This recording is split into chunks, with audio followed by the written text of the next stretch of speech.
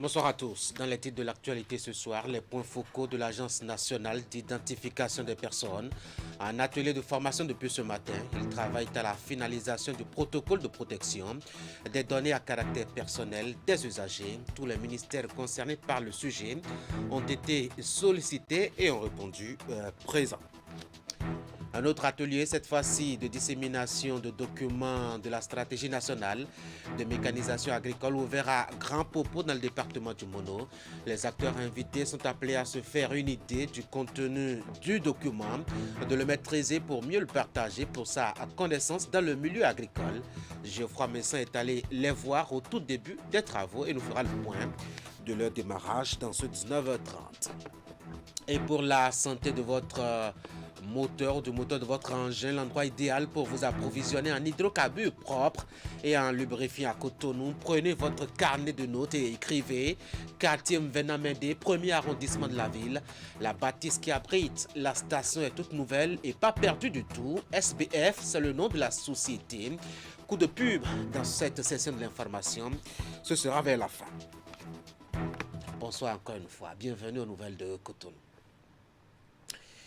Les acteurs des différents ministères concernés par la question de la sécurité des données à caractère personnel sont en atelier depuis ce matin à Cotonou.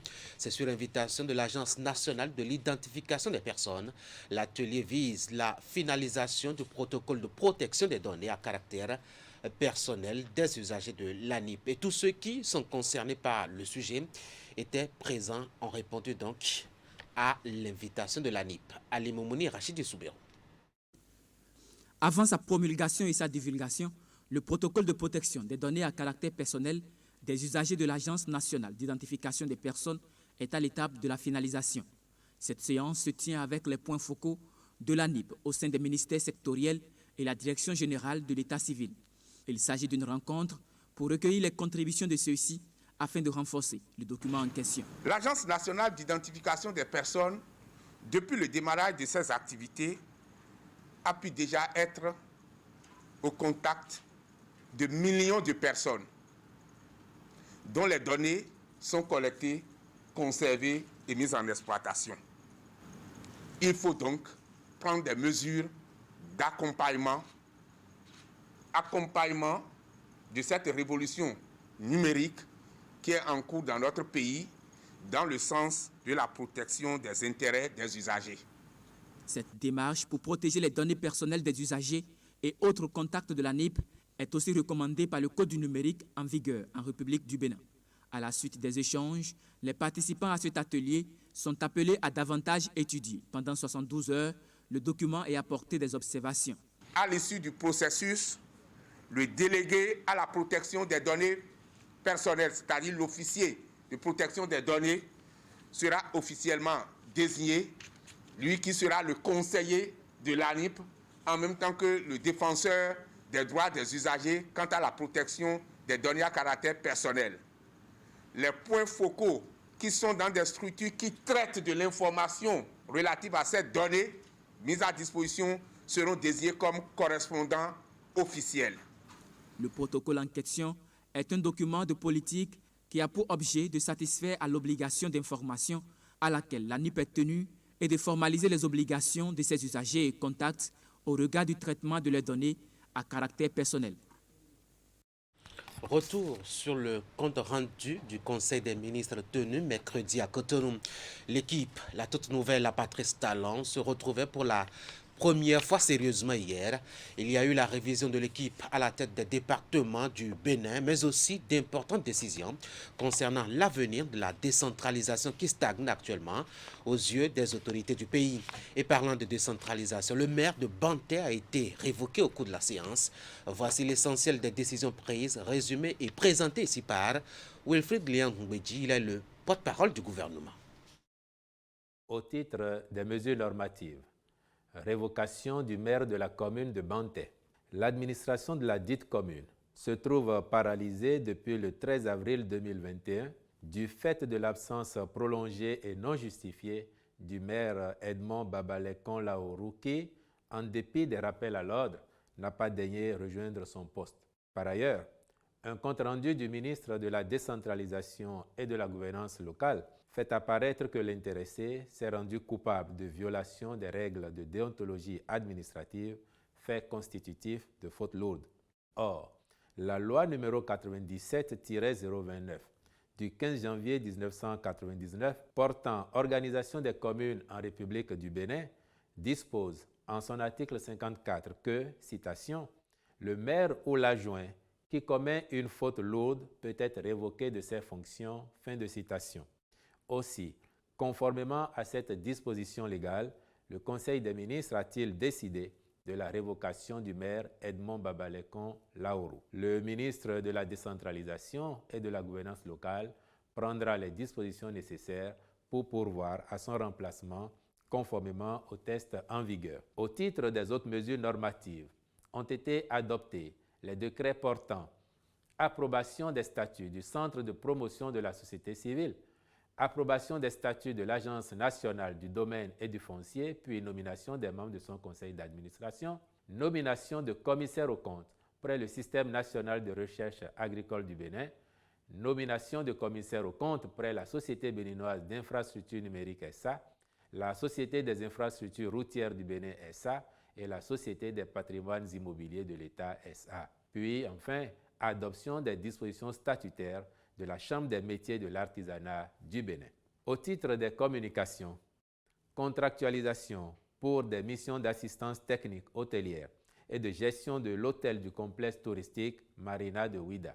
Dans sa démarche d'optimisation de ce projet, en vue de son exécution diligente, le gouvernement a identifié le groupe spécialisé Bayan Trees Hotel & Resort avec pour mission d'assurer, au cours de la conception, le respect des normes légales, techniques et environnementales, ainsi que les standards applicables à sa marque. À cet effet, il sera procédé à la signature de contrats de services relatifs à l'assistance technique dans la planification et la conception de l'hôtel, puis aux prestations de planification générale et d'architecture intérieure, ainsi que d'un contrat de gestion de l'hôtel qui en définit les conditions générales d'exploitation.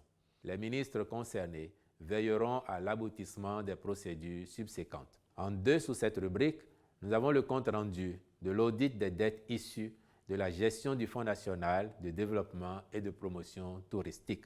Au terme de ces travaux, la Commission a arrêté les dettes saines du Fonds à un montant de 457 449 760 francs CFA, dont 183 732 968 francs CFA de nature commerciale, 178 773 508 francs CFA de dette sociale et 94 943 284 francs CFA de dette fiscale. La Commission a notamment relevé quelques dysfonctionnements liés à leur gestion et formulé des recommandations relatives à l'apurement des dettes du Fonds, la restructuration du Fonds et la relance de ses activités, la poursuite d'une gestion plus rigoureuse de ses activités et de ses documents comptables. C'était le porte-parole du gouvernement, Wilfrid Léan-Ngbeji, qui s'est à l'occasion prononcé au sujet de la polémique des poubelles. Ce n'est pas une expression française. Un débat s'est instauré autour d'une affaire de poubelles homologuées à acheter, imposée par la Société de gestion des déchets de la salubrité dans le Grand Okoye, pour, dit-elle, l'efficacité de son travail de collecte des déchets. L'essentiel, c'est le type de poubelle et non l'obligation d'en acquérir auprès de la structure, a rectifié Wilfrid Léan-Ngbeji suivant. Il n'est pas décidé que vous devez acheter des poubelles à 25 000. Non. La Société de gestion des déchets solides a un modèle de poubelle homologué qui sera cédé à 25 000 francs. Mais nous sommes dans un marché de libre concurrence où l'initiative commerciale et privée sont libres. Donc, vous pouvez obtenir sur le marché vos poubelles homologuées à moins que ça. Si vous les trouvez à 5 000, à 10 000, même à 2 000 francs CFA, et qu'elles correspondent aux standards, libre à vous d'aller les chercher. Mais je peux vous dire que la société a fait un large tour d'horizon, tenant compte des réalités, mais tenant compte aussi des disponibilités. Et je vous mettrai presque au défi de trouver la même gamme de poubelles homologuées que la société cède à 25 000 francs, de trouver donc cette même gamme de poubelles sur le marché, aussi bien sur nos marchés traditionnels qu'en grande surface au même prix. Donc, il y a déjà une part de social dans ce que fait la société en mettant ces poubelles à un coût légèrement en dessous de celui qui se pratique actuellement sur le terrain. Mais ensuite, si nous sommes dans nos quartiers, nous pouvons solidariser. Il est attendu que chaque ménage fasse l'effort d'avoir sa poubelle homologuée pour faciliter le travail aux agents qui viennent débarrasser nos maisons, nos quartiers de leurs ordures. Et vous avez dû noter, sur les années écoulées, les efforts costauds que le gouvernement a réalisés en faisant des investissements massifs, aussi bien pour l'acquisition de matériel d'assainissement que pour l'assainissement de notre cadre de vie. Je veux parler du projet asphaltage, par exemple, et vous avez vu de quels moyens modernes est dotée la société. Je suis sûr, monsieur le journaliste, que vous seriez choqué si vous entrez dans un quartier et que vous voyez les équipements de la société, vous voyez les agents de la société entreprendre de débarrasser une devanture d'une maison quelconque et que soulevant le panier qui serait un roseau ou un panier tressé, que le fond cède et que toutes les ordures se dispersent. Vous serez également choqué de voir que devant certaines maisons, les ordures sont entreposées, certes, dans des récipients, mais généralement parce qu'il y a des animaux en divagation, des chiens, des moutons et autres, les ordures se retrouvent au sol. Or, les agents de la société ne sont pas préposés au balayage des devantures, à l'assemblage des ordures avant que de les débarrasser. Et donc, il était utile pour la société, pour optimiser son travail et contribuer davantage à assainir notre cadre de vie, de faire en sorte que les poubelles dont nous allons nous doter soient conformes aux moyens modernes dont elles disposent et que cela facilite un peu plus la tâche à ces agents. Mais cela dit, j'ai parlé tout à l'heure de solidariser. Si vous êtes au quartier et que vous estimez que tout seul, débourser 25 000 francs pour avoir une poubelle homologuée ne vous est pas accessible, vous pouvez décider de vous consulter et de constituer un petit groupe de ménage à 3, 4, 5, pourquoi pas, de mutualiser et de prendre une poubelle homologuée que vous fixerez à un endroit que vous aurez décidé pour faciliter la tâche à tous. Le plus important étant que quand les agents de la société arrivent, qu'ils aient affaire à des équipements modernes qui n'altèrent pas trop vite les équipements de travail dont ils disposent et qui, in fine, rendent votre cadre de vie beaucoup plus attrayant, beaucoup plus propre pour le bien de tous. Disons un mot en éducation dans ce journal. L'ONG italienne WeWorld déroule un nouveau projet éducatif sur le terrain. Son nom Étude, tout simplement visant l'éducation pour tous et la promotion des droits des enfants. C'est le deuxième acte après un précédent projet dénommé, lui par contre, Apprendre, qui a donné des résultats plutôt encourageants. Étude a été lancée à Porto Novo. Emma Rodon. C'est reparti pour 3 ans d'activité de l'ONG italienne WeWorld au profit de la promotion et du respect des droits des enfants au Bénin.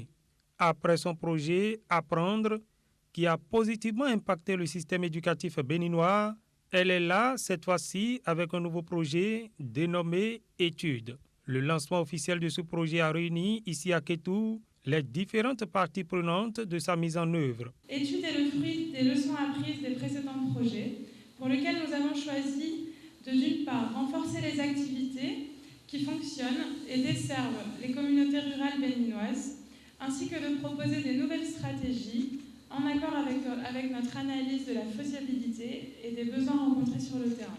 C'est un projet très complet en lequel nous croyons très sincèrement.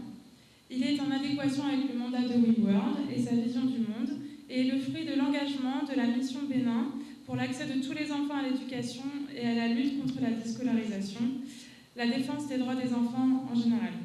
Le nouveau projet Étude de l'ONG WeWorld sera mis en œuvre dans 10 villages des départements de l'Ouémé et du Plateau. L'objectif est de renforcer l'accès à une éducation inclusive et de qualité à travers le soutien aux mécanismes scolaires et communautaires. Pour le projet études, les bénéficiaires directs sont évalués à plus de 9 300 personnes et constitués entre autres des enfants, des parents, des acteurs éducatifs, des différentes parties prenantes en communauté, notamment les forces vives de la communauté, les APE, les groupements de femmes, les autorités locales et les structures déconcentrées de l'État qui seront touchés par ces interventions.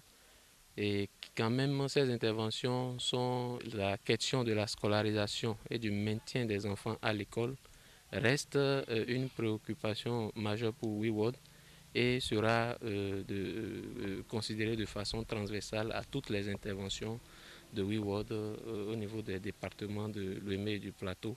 Le lancement de ce nouveau projet de l'ONG WeWorld au profit du secteur de l'éducation est salué par le ministère des enseignements maternels et primaires. Ce partenariat avec WeWorld dans le passé a permis aux différentes écoles constituant des zones d'intervention de WeWorld de bénéficier de la construction de modules de classe, de recrutement de personnel enseignant, des dons de dispositifs de lavage des mains, DLM, des dons de matériel didactique à la maternelle et au primaire.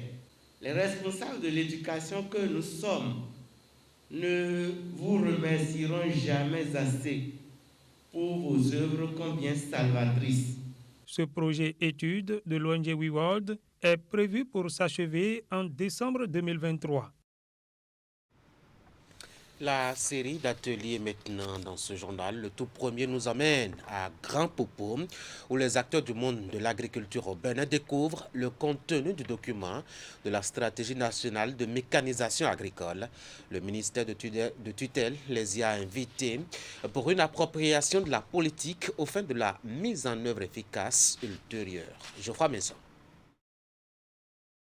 Déjà validé, le document de la stratégie nationale de mécanisation agricole, SNMA, fait ici l'objet de dissémination. Sont pour l'occasion réunis dans cette salle de conférence de l'hôtel Bel Azur de Grand Popo des acteurs toutes catégories confondues du secteur agricole. Et ils proviennent de la partie méridionale du Bénin. En fait, c'est le dernier point d'ancrage pour avancer dans le cadre de la mécanisation. L'État, son gouvernement, a aujourd'hui mis en place depuis un an et sous notre impulsion donc un programme d'accompagnement de la mécanisation. Il y a eu l'installation de l'ANAMA qui devient SONAMA aujourd'hui pour s'adapter au mieux aux besoins des exigences de ce programme. Il y a un programme d'acquisition 2020 qui est en cours de livraison. Les containers sont sur l'eau en ce moment pour arriver. Il y a un programme d'acquisition 2021 qui est en cours de programmation et de définition avec un certain nombre de spécialistes autour du ministère de l'Agriculture. Et il y a une avancée importante également au niveau du financement avec le FNDA. Cet atelier sert de lancement officiel de l'appropriation par les différents acteurs du document de la stratégie nationale de mécanisation agricole. Il marque le début d'un processus visant l'internalisation des orientations stratégiques et les grandes actions de la stratégie nationale par l'ensemble des parties prenantes. Je saisis l'opportunité qui m'est offerte en ce lieu pour remercier sincèrement l'équipe de consultants qui a travaillé d'arrache-pied et en lien avec les différents services techniques du ministère et surtout également le coordonnateur du projet à mon côté qui a piloté de main de maître tout ce processus qui a abouti au résultat que nous réunit ici aujourd'hui. Pour une superficie totale de terres agricoles disponibles estimée à plus de 7 millions d'hectares, à peine 20% sont exploités et seulement 1% des emblavures est mécanisé, souligne une étude du ministère de l'Agriculture. Cet atelier qui nous réunit ici aujourd'hui est plutôt le début d'une série de 3 ateliers d'information et de dissémination du contenu de ce document de la stratégie nationale de mécanisation agricole à travers ces grands axes, à travers les activités, les actions qui sont retenues et les grandes activités à mener pour véritablement répondre aux préoccupations et aux sollicitations des acteurs. Le document qui fait l'objet de dissémination est d'une importance capitale compte tenu de l'ambition du gouvernement de faire du secteur de l'agriculture un secteur d'investissement massif. Il est un outil de référence pour la promotion des activités agricoles au Bénin. Le deuxième atelier dans cette session d'information se tient à Boycon et concerne les acteurs impliqués dans le fonctionnement du Comité national du Codex Alimentarius. En réalité, c'est une occasion de formation où les participants vont échanger avec des experts nationaux et internationaux pour mieux saisir les procédures du Codex Alimentarius, le système de commentaires en ligne et autres, ce qui va les préparer à de meilleures interventions au plan international. Le Creuset est le cadre à travers lequel le Bénin participe aux travaux de la commission du Codex Alimentarius. Cette dernière coordonne le programme mixte FAO-OMS des normes alimentaires. Mis en place depuis 1984, le Comité national du Codex Alimentarius a été restructuré et dynamisé pour répondre convenablement à sa mission. Un diagnostic effectué a révélé la nécessité de le doter de procédures de travail transparentes et claires connues des membres, mais également le besoin de renforcer les capacités techniques des parties prenantes. Au niveau du Codex Alimentarius, il y a ce qu'on appelle les procédures de travail. Si vous ne connaissez pas les procédures de travail, vous pouvez être un expert dans un domaine comme additifs alimentaires, comme hygiène alimentaire, mais vos avis, vos commentaires écrits ne seront pas pris en compte. Donc c'est en réalité des outils pour les aguerris, pour mieux participer techniquement aux travaux et pour comprendre les procédures du travail. Cette réunion de Boycon est la deuxième du genre. Elle regroupe les membres et autres acteurs impliqués dans le fonctionnement du Comité national du Codex Alimentarius. Les échanges vont porter sur le manuel de procédure du comité, le système de commentaires en ligne ainsi que la participation au groupe de travail électronique. Les experts de la FAO et de l'OMS interviendront par visioconférence depuis l'Italie et le Burkina Faso pour faciliter la formation en collaboration avec les compétences locales. Au plan international, les gens définissent les normes et leur adoption. Si vous ne maîtrisez pas ces normes, vos produits ne peuvent pas être présentés sur le marché, mais aussi c'est que vous-même, vous ne pouvez pas faire vos choix en conséquence.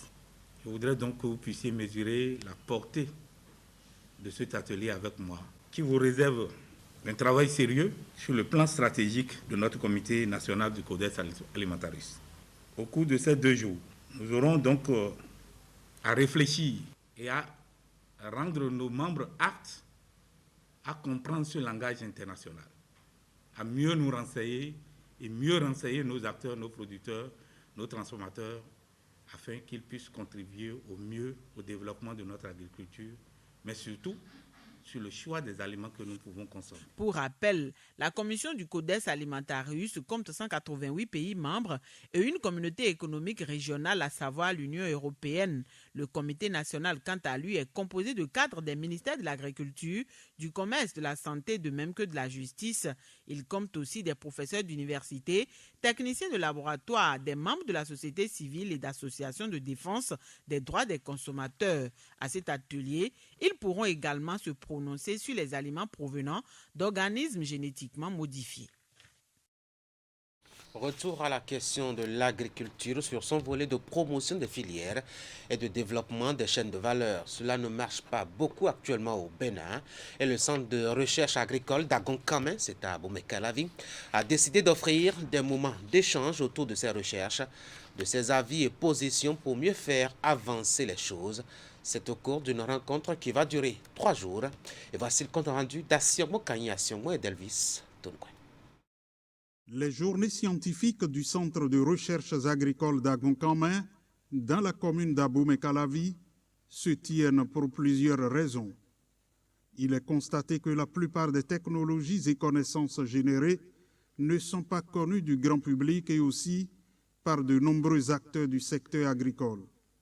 Ce qui explique l'intérêt de ces journées scientifiques pour présenter aux intermédiaires les principaux résultats et acquis de recherche obtenus ces dernières années. Les journées scientifiques du CRA Agonkamé permettront ainsi de capitaliser avec les acteurs du secteur agricole, notamment les utilisateurs des acquis de recherche, les nouvelles connaissances scientifiques et technologiques qui ont été générées par l'INRAB depuis quelques années. Elles permettront aussi de répertorier les technologies et innovations à mettre à la disposition des acteurs pour le développement de leur filière pour le développement de leurs affaires. Ces journées permettront enfin d'identifier les actions prioritaires qui pourraient constituer les perspectives de recherche à court, moyen et long terme. Au nombre des obstacles figure entre autres la prédominance des petites exploitations, la faible productivité et compétitivité des filières agricoles, la non-diversification des exploitations familiales, les pertes post-récolte importantes. Les connaissances, les technologies et les innovations à présenter au public vont porter sur la santé et la production animale, la sauvegarde de l'environnement, la gestion durable des terres. Pour le maire d'Abomey-Calavi, ces journées sont utiles pour l'ensemble des acteurs. J'ai la ferme conviction que les résultats et les différents acquis de recherche objets des présentes journées contribueront dans une large mesure à relever un ensemble de contraintes au développement du secteur agricole pour le bonheur des différents acteurs. Les présentes journées scientifiques seront meublées de communications sur la typologie des exploitants agricoles des sites de recherche, sur l'évaluation technico-économique de l'utilisation des tracteurs. Aussi, les différents acteurs auront-ils droit à l'analyse de la productivité et de l'accès au marché des exploitations avicoles modernes au Bénin. Deux mots très rapidement au sujet de la journée nationale de l'arbre tenue mardi sur l'ensemble du territoire national du Bénin. À Lokossa, ville qui a accueilli les manifestations officielles pour le compte du département du Mono.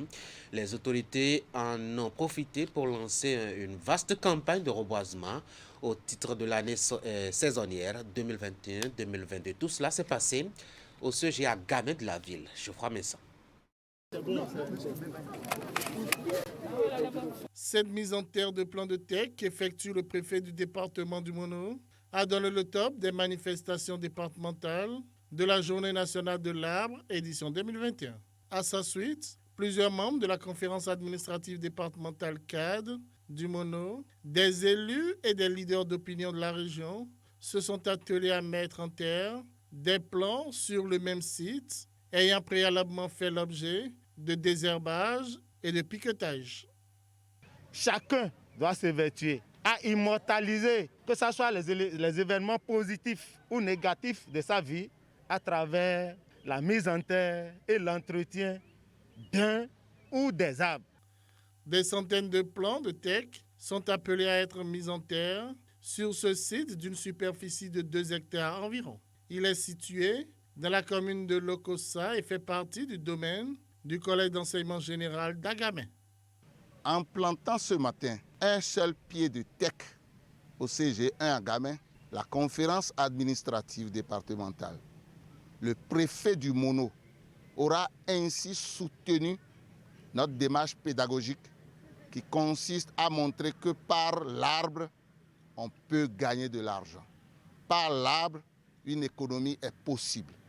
Je voudrais souhaiter à ce qu'un entretien fiable soit fait pour tous les arbres qui seront plantés en ces moments où nous sommes en difficulté réelle de l'eau, que cette campagne soit heureuse et qu'elle porte ses fruits. Donc c'est l'occasion d'inviter et élèves, et personnel enseignant, et parents d'élèves, et population, et communes, pour que chacun mette les pieds à la pâte pour que les arbres à mettre en terre là connaissent un taux de suivi de 100%, afin que dans 2 ans, qu'on compte parmi les collèges lauréats du prix de meilleur planteur au niveau national, le CG1 d'Agamay.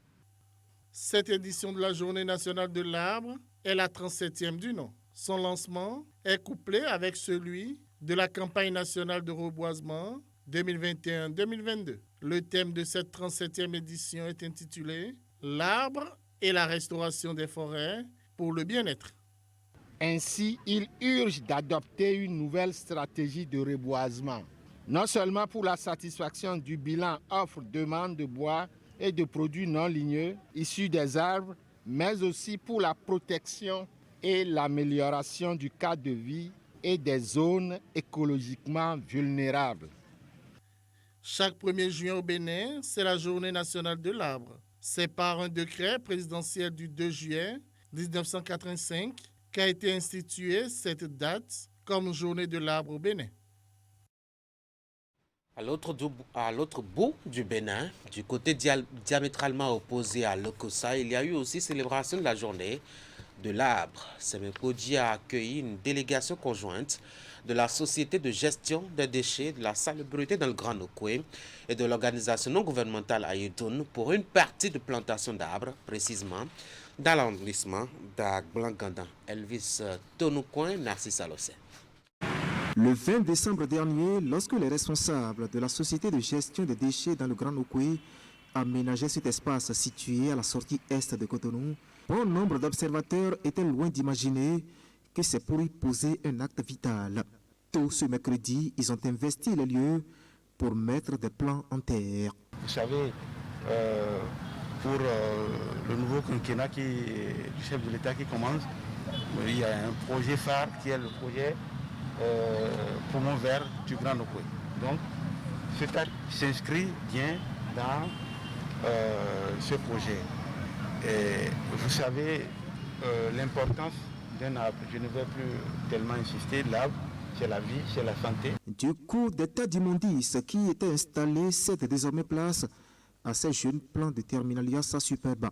Au total, 200 plants sont soigneusement dressés avec le concours de l'organisation non gouvernementale Ayedoun. Cette ONG a mobilisé autour de l'événement des écoliers. Vous savez que l'ONG Ayedoun est en train, avec le ministère du cadre de vie et du développement durable et le Fonds national pour l'environnement et le climat, est en train d'exécuter le projet éducation environnementale et restauration des gestes de protection et de préservation de l'environnement. C'est dans cette optique-là que nos ambassadeurs écolo juniors sont venus en renfort pour célébrer la journée de l'arbre avec nous parce qu'ils sont outillés, ils sont informés, ils sont formés justement pour ce genre d'action. Et sur le terrain, ces écolos juniors ont fait preuve de dextérité dans cette action sous le regard admiratif des aînés. Des gestes dont la commune de Semepodji est bénéficiaire. Mais le principal enjeu ici reste le suivi et l'entretien de ces plants. Planter un arbre, c'est une nécessité, mais l'entretenir est plus important que la planter. C'est avec la société de gestion que nous allons définir les modalités d'entretien. Parce que ce site est bien un domaine public qui est du ressort de la mairie. Donc c'est ensemble que nous allons voir les modalités et les précautions à prendre pour que l'année prochaine on ne revienne pas ici planter le même nombre d'arbres. Parallèlement à son engagement de participer à l'entretien des plans mis en terre, la SGDS nourrit bien d'autres ambitions, toujours pour la préservation de l'environnement. Durant tout ce mois, que nous puissions planter, tous nous puissions planter un arbre. Nous avons dans nos activités tout ce que nous avons comme infrastructure, point de regroupement. Nous allons également mettre de l'arbre pour que nous puissions protéger l'environnement. La croisade contre les crimes écologiques prend ainsi de la consistance et l'image actuelle de cet espace en est un exemple patent. Le dépotoir sauvage qui repoussait tous les passants relève d'un souvenir lointain et l'on prend déjà date. Vous allez voir que d'ici 2 ans, 3 ans, on peut venir se reposer ici. Voici maintenant une bonne adresse pour vous qui êtes à Cotonou et êtes dans le besoin de vous ravitailler en hydrocarbures propres et en lubrifiant. La toute nouvelle station SBF au quartier Mvenamende dans le 1er arrondissement de la ville vous offre le meilleur de ses services. Son nouveau bâtiment, dans sa prestance et son aspect très avenant, vous convainc déjà de tout. La station a été inaugurée aujourd'hui même. Nagui Balabé. À Mvenamende, dans le 1er arrondissement de Cotonou, un nouveau jour s'est levé. Ici se dresse désormais cette station-service flambant neuf. Il s'agit de la 2e station SBF mise en service par la société Braf et Fils à la suite de celle de Lomnava. À la suite de celle de Lomnava dans le 2e arrondissement. Et tout comme la première, l'inauguration de celle-ci participe de la vision de la société, à savoir accompagner la politique globale de l'État en la matière. La construction de la présente station-service s'inscrit au plan national dans la logique politique du gouvernement qui vise à doter les populations de stations-service suffisantes afin de leur permettre de s'approvisionner en cas de besoin. Vous convenez avec nous que l'essence de bonne qualité ne coupe pas les rues dans notre pays. C'est donc à juste titre que le gouvernement fait des pieds et des mains pour accompagner les opérateurs économiques qui décident de construire dans nos villes des stations-service afin de rendre disponible dans le temps l'essence de qualité requise. Ayant choisi d'investir dans un domaine aussi sensible que celui des hydrocarbures et des lubrifiants, la société Braf et Fils fait montre d'un courage à toute épreuve, ce qui fait d'elle une entreprise citoyenne qui, aux yeux de bien des gens, mérite d'être soutenue. Je voudrais de façon particulière féliciter le promoteur, le PDG SBF, pour cette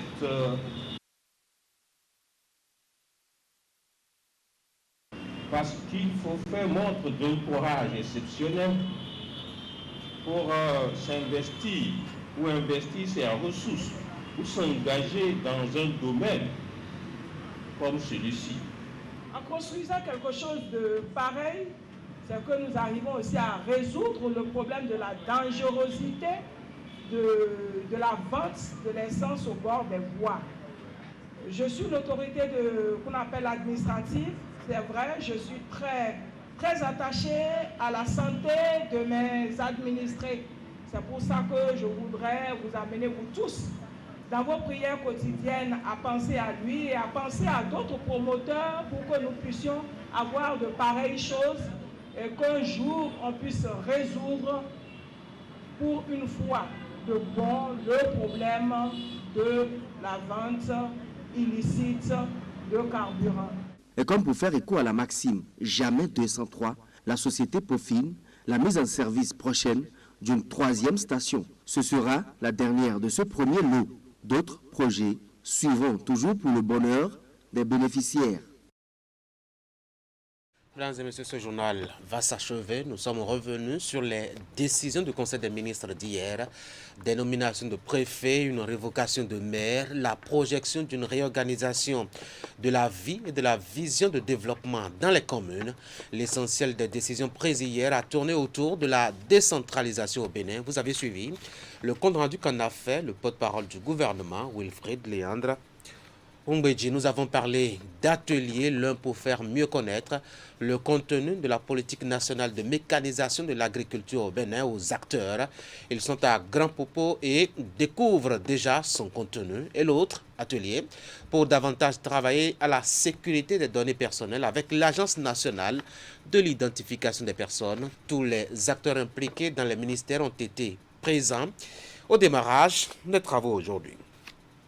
Et puis la journée de l'arbre, célébrée mardi. Nous sommes revenus aussi là-dessus avec les images du déroulement de la fête de l'arbre à Lokossa dans le Mono, puis à Semekoji dans le département de l'Ouémé. Chacun a planté un arbre pour marquer son passage, comme on le dit, sur cette terre positivement. Ce fut un plaisir d'avoir partagé les nouvelles du Bénin avec vous durant cette semaine. Merci pour votre fidélité. Soyez toujours devant Canal 3 à Bénin pour la passion de la télévision. Bonne soirée.